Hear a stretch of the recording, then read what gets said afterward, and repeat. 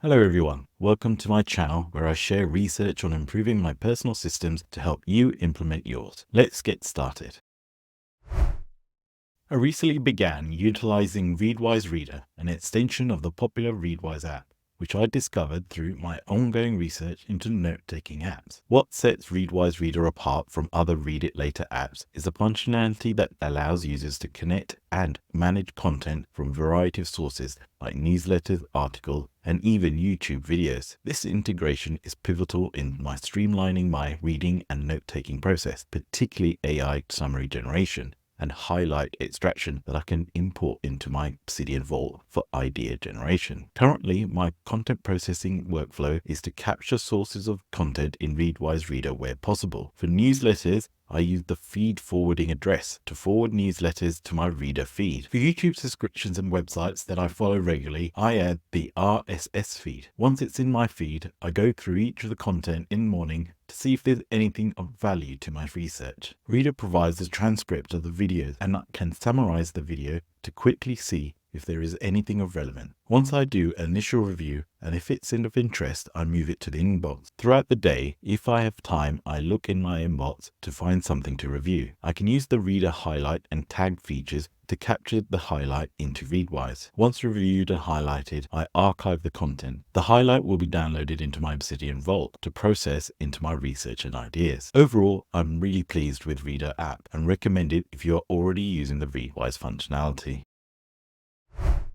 I recently started reading Feel Good Productivity by Ali Abdaal, a book that grabbed my attention due to its promising title and as a viewer of the author's YouTube channel. Abdaal's writing style is refreshingly straightforward and engaging, which made it easy to read. One of the key takeaways I've applied is the idea of side quests for curiosity.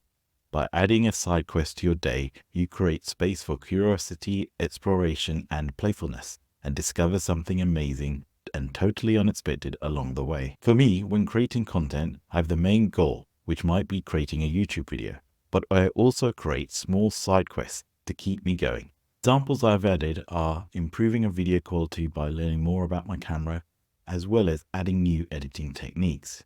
Using the concept of side quests not only makes the goal a little bit easier to do, but gives me a dopamine hit when I achieve that side quest.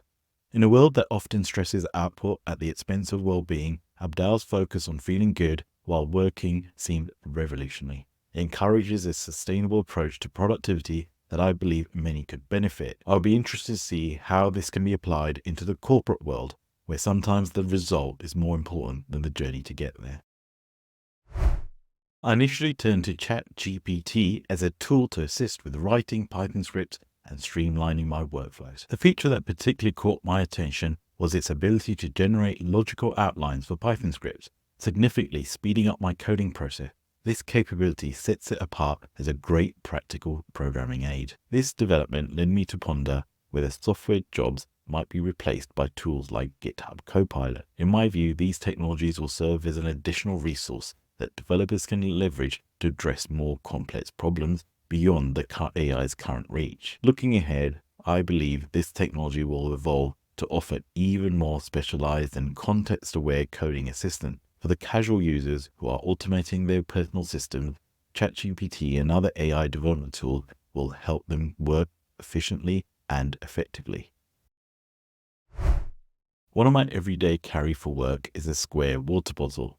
The compact and flat design of this bottle, specifically the Hip Flask water bottle, fits neatly into my side bag without causing any bulge, making it more convenient for me to carry around. The Hip Flask's square design and slim profile were important decision features. Unlike traditional round bottles, this square bottle maximizes space efficiency, making it ideal for side bags and backpacks, preventing awkward bulges. A potential improvement could be addition of an insulated version to keep beverages cold or hot, increasing its versatility for different weather conditions. Overall, I highly recommend the Hip Flask water bottle for anyone looking for a practical solution that fits easy into a busy lifestyle. It's particularly suited for commuters, office workers, and travelers who value convenience in their daily routine. In his book, Getting Things Done, David Allen has a productivity methodology called 2-minute rule. This advocates for completing tasks that can be completed in 2 minutes or less immediately.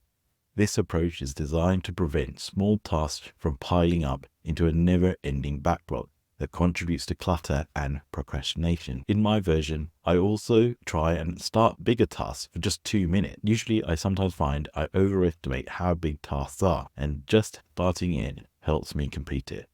I mainly use this rule as part of my email workflow, where I assess each email as it arises to determine if it can be completed within 2 minutes. If it qualifies, I do it right away. This method has been woven into all parts of my daily routine. Instantly, I noticed Outlook and my to-do list were smaller, which significantly reduced my daily stresses. Initially, it was challenging to accurately judge what could be done in 2 minutes, sometimes leading to time mismanagement. I've since gotten better at gauging task times and have become more disciplined with the use of my timer. I suggest you start by really understanding what can be achieved in 2 minutes and use a 2-minute timer to develop a feel for this time frame. Also, consistently apply the rule to develop a habit of immediate action. How about you? Have you discovered any tools, books, or methods recently that have transformed your personal workflow? I'd love to hear about it, so drop me a message in the comment below. Until next time, keep optimizing and stay practical.